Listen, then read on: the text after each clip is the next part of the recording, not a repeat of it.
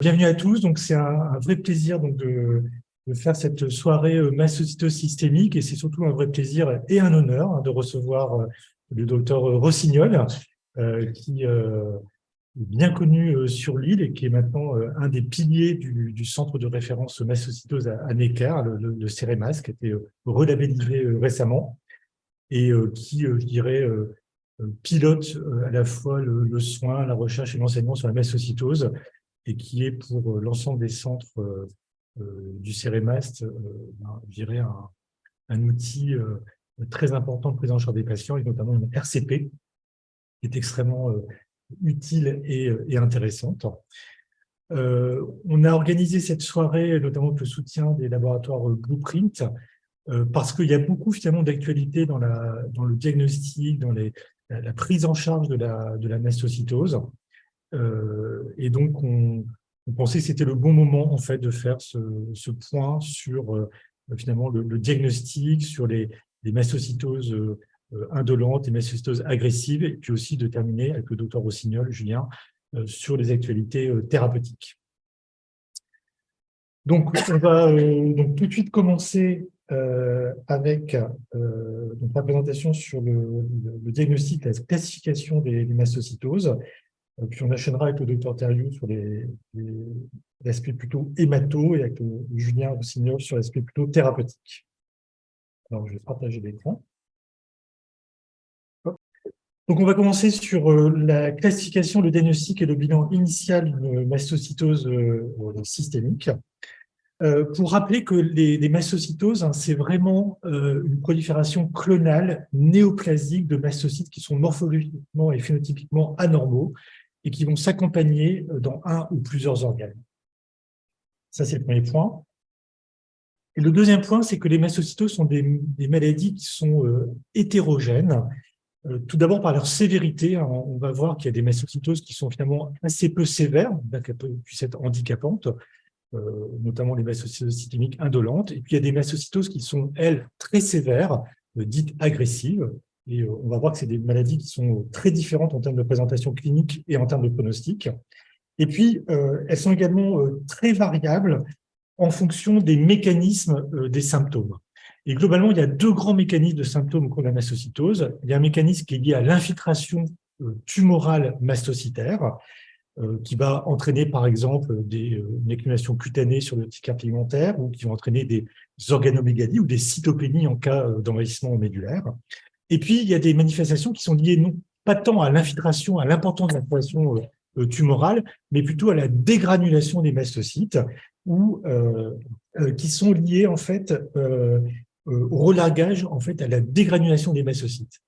Et ce qu'il faut bien comprendre, c'est qu'il n'y a pas forcément d'ailleurs de parallélisme entre les deux. Donc, on va avoir des patients qui ont une infiltration mastocytaire absolument majeure, tumorale, mais peu de signes de dégranulation. Et à l'inverse, des patients qui sont très handicapés dans leur vie quotidienne par des signes de dégranulation majeure, alors que finalement, ils ont très peu de mastocytes qui infiltrent.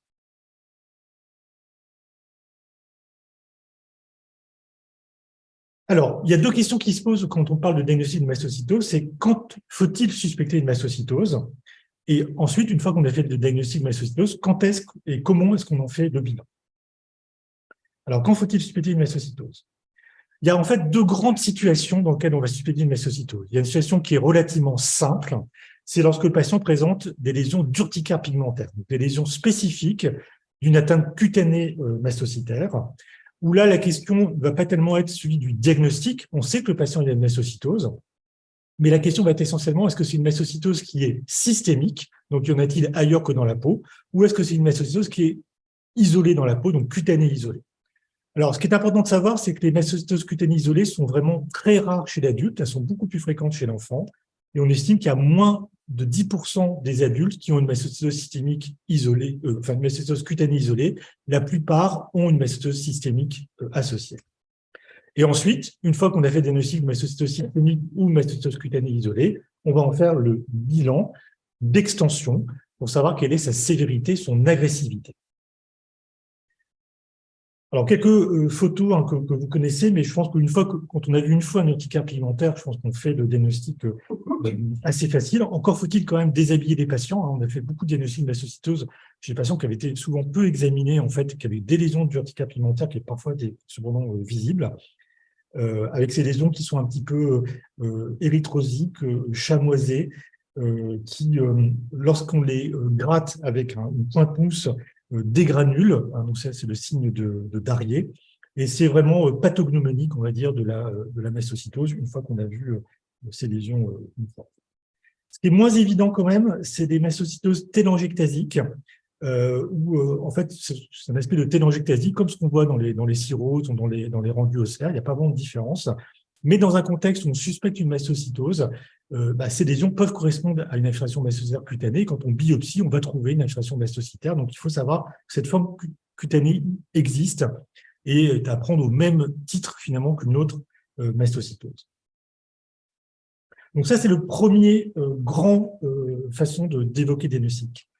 La deuxième mode de découverte, ce sont des patients qui n'ont pas d'urticaire pigmentaire, mais qui cependant vont avoir des signes de dégranulation, donc des signes d'activation mastocytaire. Et là, l'enjeu va être essentiellement d'y penser. C'est en fait de penser devant des manifestations cliniques particulières, de dire est-ce que ça peut être une mastocytose et comment est-ce que j'y pense déjà, d'une part, et comment est-ce que je fais le diagnostic. Donc là, en haut, c'est essentiellement est-ce que c'est systémique ou pas, et en bas, c'est est-ce que je pense bien une mastocytose et comment j'en fais le diagnostic. Alors, dans cette deuxième façon d'évoquer la mastocytose, donc, lorsque le patient présente une activation mastocytaire, c'est qu'en fait, il va présenter des signes cliniques liés à la dégranulation des mastocytes. Alors, vous savez que les mastocytes, c'est une cellule qui est très polyvalente, on va dire, qui est capable de générer un certain nombre de médiateurs très importants lorsqu'elle est stimulée. Et cette stimulation peut être soit des allergènes, par exemple, et ça peut être aussi des facteurs physiques, la chaleur, par exemple, ou le stress. Et donc, le mastocyte va libérer un certain nombre de substances comme l'histamine, des protéases, de l'héparine, des cytokines, des activateurs également du système immunitaire, des prostaglandines, des leucotriènes, des cytokines, etc.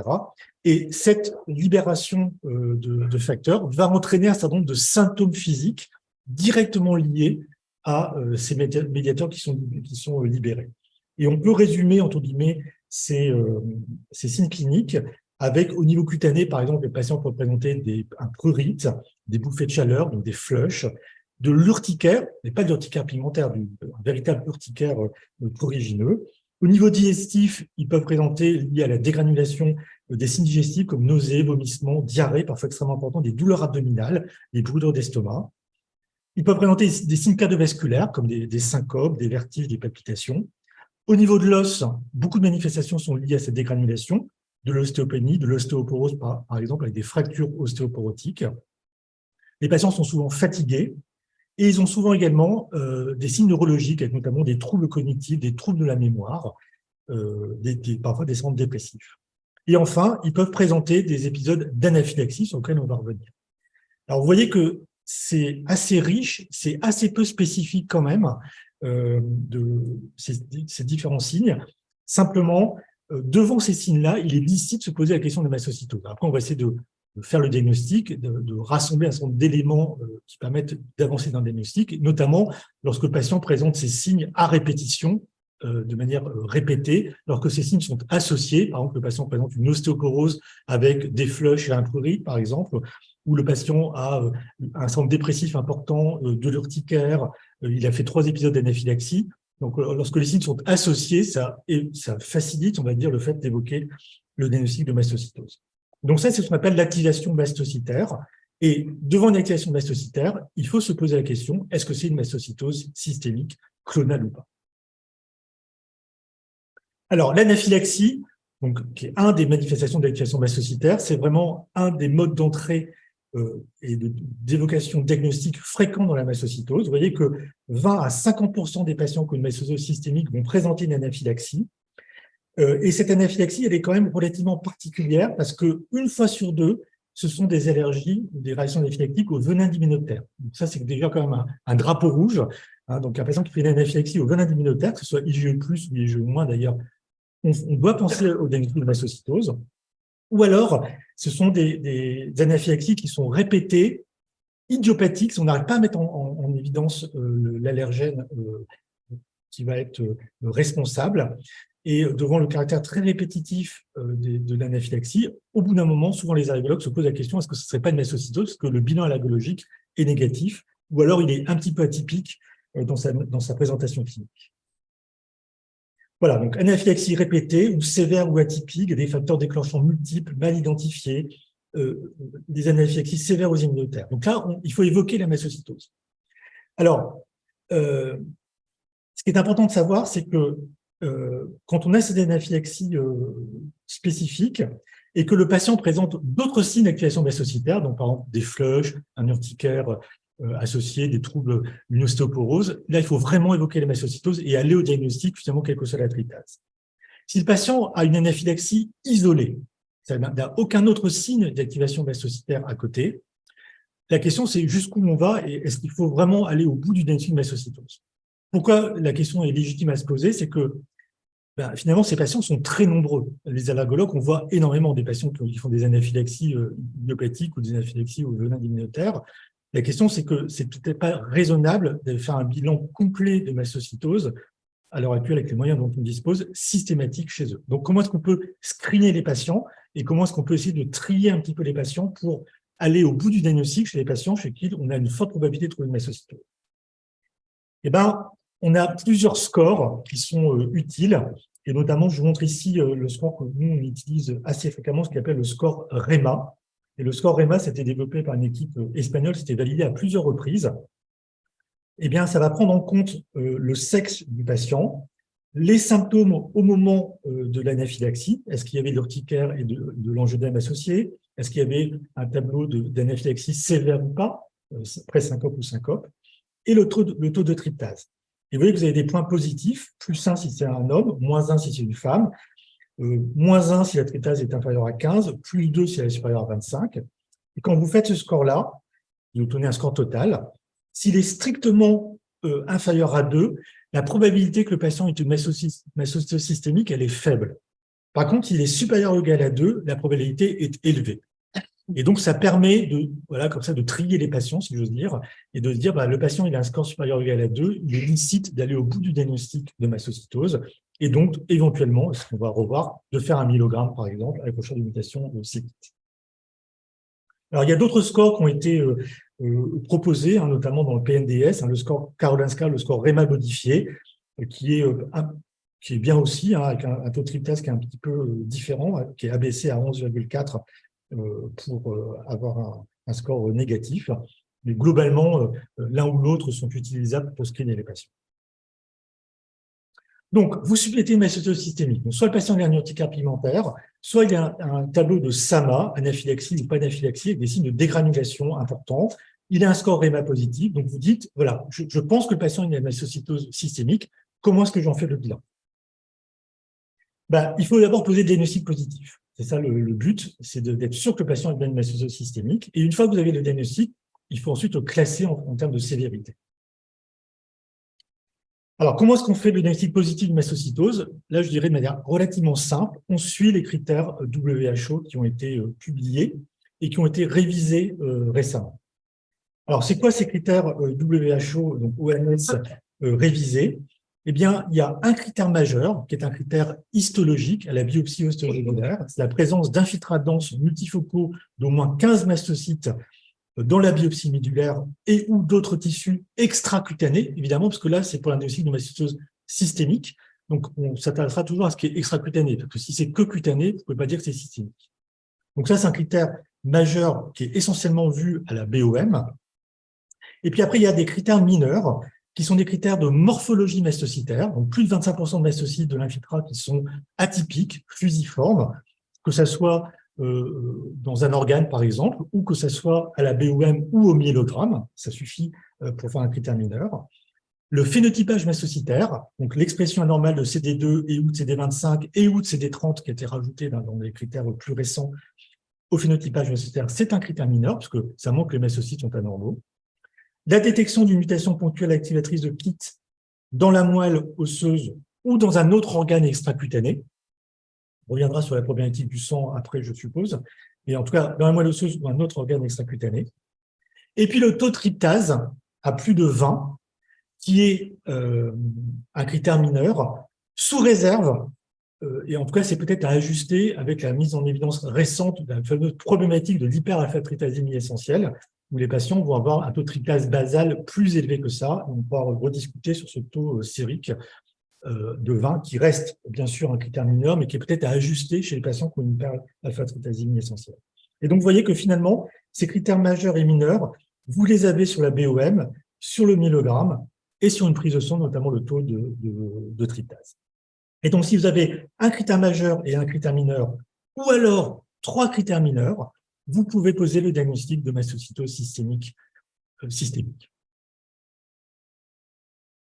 Alors, sur la BOM, j'allais un petit peu plus vite. C'est très important, évidemment, la BOM, parce que ça va vous montrer le critère majeur qui est l'infiltrat mastocytaire. Ça va vous montrer si les mastocytes sont anormaux, fusiformes, s'ils sont activés. Et c'est intéressant parce que il faut aussi savoir que la BOM peut être négative. C'est aussi possible. 20% des mastocytes systémiques indolentes n'ont pas forcément d'agrégat à la BOM. Et donc, les critères mineurs sont également importants. Et l'autre gros élément et l'autre gros intérêt de la BOM, c'est de diagnostiquer une hémopathie associée qui va à ce moment faire basculer le patient sur un critère de gravité. Le milligramme est également très important parce qu'il va vous permettre, de quantifier les mastocytes, d'évaluer leur morphologie et de rechercher la mutation c-KIT sur les mastocytes médulaires qui sont généralement là où il y a le plus de mastocytes, donc on a plus de chances de trouver la mutation. Ça va être donc à la fois qualitatif, c'est un des critères mineurs, mais ça va être aussi quantitatif. Là, je mets un tout petit warning. Le caractère quantitatif des mastocytes au milligramme, c'est vraiment ça le critère de sévérité majeure, notamment pour diagnostiquer de leucémie à mastocytes, alors que le critère quantitatif sur la BOM, c'est un critère de gravité. Il y a une infiltration majeure à la BOM, c'est un critère de gravité, mais ce n'est pas un critère de leucémie à mastocytes. Donc le milligramme est l'examen qui permet de diagnostiquer la leucémie à mastocytes, donc de faire basculer le patient là aussi sur un critère de gravité important. Le phénotypage est très important, je ne vais pas y revenir, CD25, CD2, CD30. Normalement, les mastocytes ne doivent pas exprimer le CD25 ou le CD2, et ça permet là aussi de faire un critère mineur. La mutation c-KIT, j'en dis un petit mot, donc c'est bien sûr la mutation qui est la plus fréquente dans la mastocytose. Elle se recherche encore à l'heure actuelle le plus souvent sur le milligramme. On pourra échanger dans la discussion et Julien donnera sa position sur la recherche de mutation c-KIT dans le sang avec les nouvelles techniques de PCA. Mais encore à l'heure actuelle, ça reste la technique de référence à la recherche de mutation c-KIT dans la moelle, avec notamment un seuil de sensibilité qui est bien abaissé, et surtout le fait qu'on ait beaucoup de mastocytes dans la moelle, où là, donc on a le plus de chances d'avoir une positivité. Je vous montre juste cette approche, puisque vous voyez que quand on utilise une technique spécifique ciblée, donc de PCR ciblée sur la mutation c-KIT, on a un résultat positif. Et quand on utilise une technique qui est moins ciblée, qui est plutôt développée pour des leucémies aiguës, où il y a beaucoup de cellules anormales qui vont exprimer de c-KIT, eh bien, sur des quantités très faibles comme les mastocytes, on risque d'avoir un résultat négatif. Donc, il faut vraiment utiliser la technique adaptée, notamment la PCR nichée, ou maintenant les nouvelles techniques de PCR, pour s'assurer que le patient a ou n'a pas de mutation c-KIT. Si vous utilisez une technique habituelle, le fait que ce soit négatif, vous pouvez avoir, entre guillemets, un faux négatif de mutation c-KIT. Donc là, c'était la même patiente qui avait un résultat négatif en technique classique et un résultat positif en technique nichée. Ça va passer. Alors, il y a le fameux débat entre BOM et milligramme. Je pense qu'on ne va pas forcément le trancher ce soir. Disons que la BOM reste l'élément diagnostique de référence, notamment parce que le milligramme peut être négatif. Et donc, il y a une forte suspicion de mastocytose et ou que le patient présente des signes de gravité et ou que le patient présente potentiellement des signes d'hémopathie associée, la BOM reste un examen de référence à réaliser en plus du milligramme. Un petit mot sur la tryptase. pour dire deux choses. La tritase est bien sûr un très bon signe de mastocytose, mais ce n'est pas un signe spécifique. Il peut y avoir une augmentation de tritase dans d'autres hémopathies, notamment myéloïdes, les leucémies myéloïdes chroniques, les LMMC, les syndromes hyperéosinophiliques, mais également dans d'autres situations, on a encore vu autour ce matin, notamment dans l'insuffisance rénale, les patients présentent souvent une tritase qui est un peu élevée, et n'est pas forcément associé, donc lié à une mastocytose. Il faut vraiment interpréter avec prudence chez les patients qui ont une insuffisance rénale importante. Donc ça, c'est le premier point de vigilance. Le deuxième point de vigilance, c'est que le taux de tryptase normal n'élimine pas le diagnostic de mastocytose, de manière très claire. Et donc, si vous avez une forte suspicion clinique de mastocytose, ou si le diagnostic de mastocytose est très important à faire chez un patient qui présente des signes cliniques compatibles, ce n'est pas parce que la tryptase est normale que vous pouvez éliminer formellement la mastocytose. Il faut aller plus loin dans la démarche diagnostique, notamment en termes d'exploration médulaire ou en termes de nouvelles techniques d'approche PCR circulante. Toujours dans le domaine de la tritase, un petit mot quand même de l'hyperalpha-tritasémie héréditaire, parce que c'est quand même une notion tout à fait, récente en tout cas pour la plupart d'entre nous, cette mise en évidence, donc une duplication du gène TPS-AB1. Vous savez que normalement on a une seule copie du gène TPS-AB1 et les patients qui ont une hypertritasémie héréditaire ont plusieurs copies de ce gène TPS-AB1 et donc on a un taux de tryptase de base qui est plus élevé. Et on sait que ces patients-là vont avoir plus de réactions allergiques, peuvent avoir des phénotypes cliniques également qui se rapprochent un petit peu des activations mastocytaires. Ça peut s'observer également dans la mastocytose, la situation n'est pas du tout rare, avec des patients qui vont avoir plus d'anaphylaxie et plus de ce type de réaction. Ça permet aussi d'interpréter le taux de tryptase basale de manière adaptée, puisque ces patients, de base, ont une tryptase qui est plus élevée et dans les différentes séries, qui n'est jamais inférieure à 8, par exemple. Et souvent, dans la petite expérience qu'on a, est plutôt aux alentours de 15-20 de tryptase basale. Donc, vous avez fait votre examen clinique, vous avez fait votre examen médulaire, vous avez fait la mutation séquite dans la moelle, myélo, souvent la BOM, et finalement, le patient remplit les critères de mastocytose systémique selon ces critères de WHO. Très bien.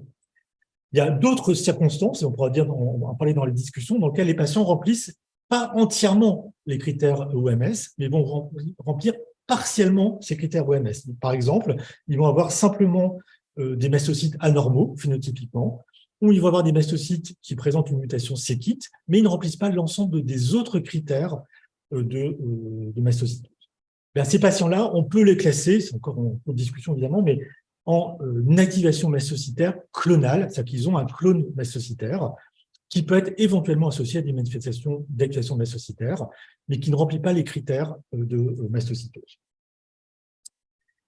Alors, donc vous avez posé une mastocytose systémique. Il faut en faire le bilan maintenant, c'est le bilan d'extension. Quelle est la gravité et comment est-ce qu'on classe ces patients? C'est un intérêt évidemment pronostique et surtout un intérêt thérapeutique important. Alors voilà la classification. Donc c'est un tout petit peu, je dirais, pas très digeste. C'est la classification des mastocytoses cutanées jusqu'aux mastocytoses les plus agressives. Mais finalement, quand on va le détailler un petit peu, c'est relativement simple. Alors il y a tout d'abord les mastocytoses cutanées. Donc purement cutanées. Donc ça, on n'en parle pas trop ici. On parle des mastocytes systémiques. Donc il n'y a pas de mastocytes en dehors de la peau. C'est que dans la peau. Donc, c'est des patients qui ont simplement un urticaire pigmentaire ou une mastocytose télangiectasique, par exemple, ou un mastocytome cutané, mais ils n'ont rien ailleurs. Il n'y a rien dans la moelle, il n'y a pas d'autre atteinte d'organes. Ensuite, il y a les mastocytoses systémiques qu'on va classer en mastocytose systémique indolente, mastocytose systémique associée à des maladies hématologiques, en 3 ici, et mastocytose systémique agressive. Et on va voir quels sont les différents critères qui sont avec. Donc, mastocytose systémique indolente, donc ce sont des patients qui présentent une mastocytose systémique, selon les critères que je vous ai indiqués, mais qui n'ont aucun critère de gravité, B ou C, que je vais vous montrer après.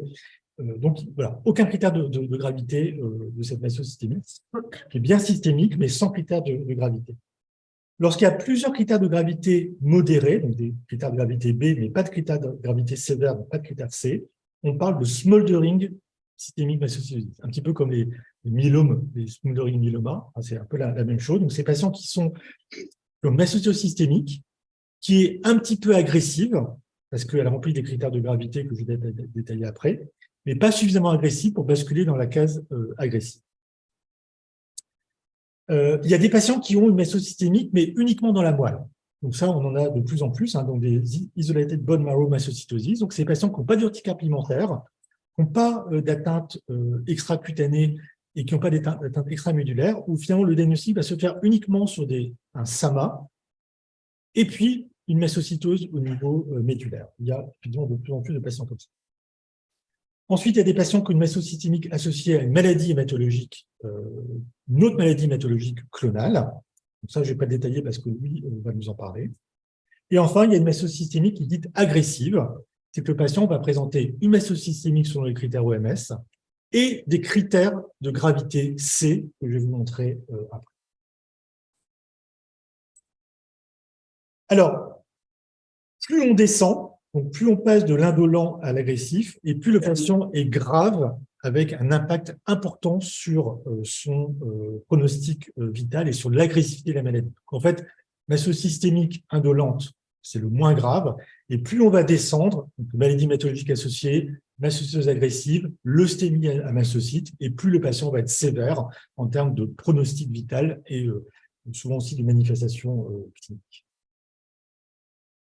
Excellent pronostic, mauvais pronostic, c'est relativement simple. Et ça se traduit quand même de manière assez visuelle, je trouve. C'est que vous avez ici la survie des patients qui ont une mastocytose systémique indolente, sans aucun critère de gravité, donc les patients en rouge.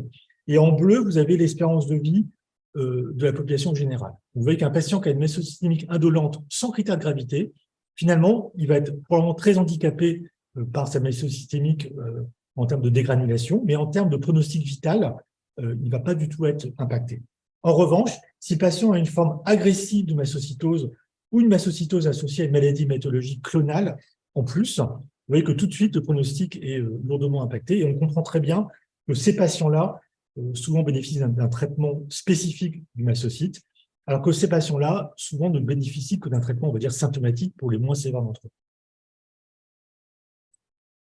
Alors, quels sont ces fameux critères B ou C qui permettent de classer les patients en smoldering, quand il y a au moins 2 critères B, ou en agressif, quand il y a au moins un critère C.